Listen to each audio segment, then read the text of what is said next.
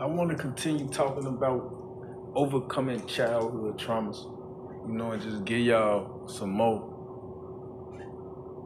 of my experiences, basically, and something that I've dealt with, and a couple of my childhood traumas. One of them being my Uncle Brick.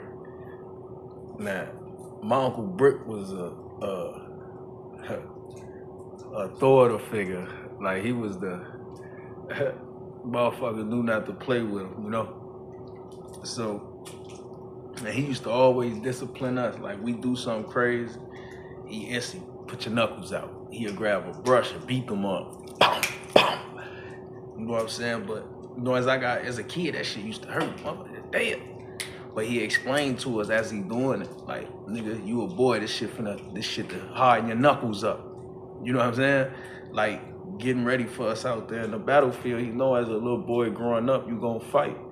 You know what I'm saying? You better know how to fight. And he instilled that in us. You know what I'm saying? And shout out to my cousin Muhammad too. You feel me? But long story short, I want to speak on him per se more because he the first. He trying to see how to put it. He the first person who we seen get killed. Me and my brother. You know what I'm saying? And we was kids. So I was probably 8, so he had to be 9. Or give a year, take a year.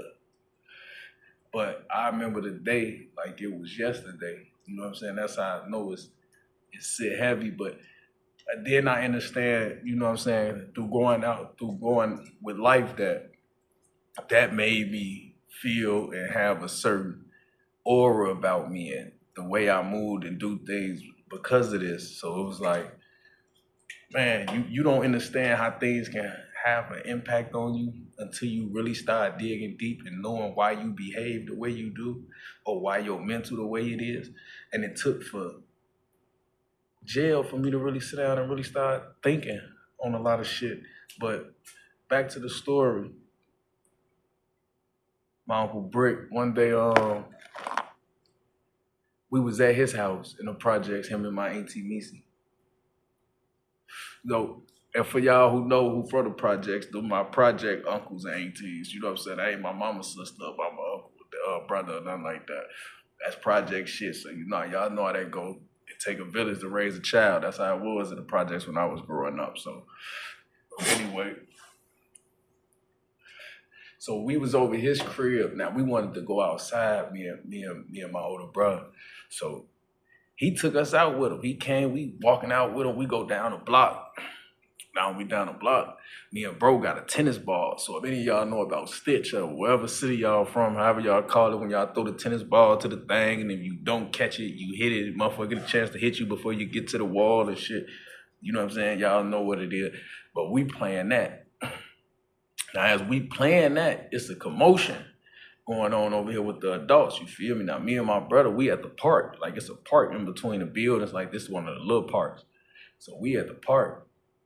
We hear the commotion, so we stop doing what we doing. We look over, we see it's my Uncle Brick. He fighting with this nigga now. He take off on dude. That dude, like, it looked like he hit him with the gun, but it went off.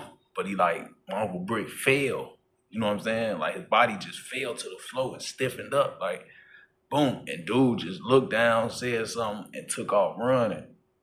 So we like, damn. So we just sitting there looking, because we don't know, I'm just thinking like it was a fight, and he just hit him or something and some shit, you know what I'm saying? Then, long story short, he killed my Uncle Brick, you feel me? But that weighs so heavy on me now as I look back on it, because now that I reflect on it, that was the only male figure really teaching us how to be men, you know what I'm saying? And that was taken from us. So now that really left us like lost, you know what I'm saying? Looking for that guidance and trying to search for it. And really not understanding what it is to be a man. But I guess the universe felt like that wasn't the way we were supposed to learn it. So it took me through the lessons I went through that taught me that. But I reflect on that all the time. And then just how the way I used to think growing up with that type of mentality in the streets. Like, it's either kill or be killed. Like, that's just how I looked at it and how I view it.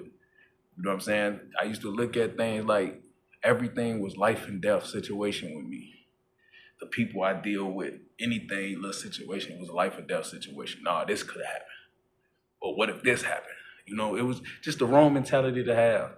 You know what I'm saying? But I understand now, just explaining that experience to y'all and that childhood trauma that I went through. That's just another lesson that helped me understand why I had that mentality, why I felt like that. You know, so y'all just take the time, start reflecting on y'all childhood, man, and deal with that trauma. Quit running from that shit. We men. You know what I'm saying? Or you a queen, you a king. You know, we deal with this shit head on. We don't run from nothing, man. And the more you deal with shit head on, the stronger you become. Believe me. That's why I'm here talking to y'all. I'm going to keep walking y'all through this shit, man. For real. Y'all take care, man. One love.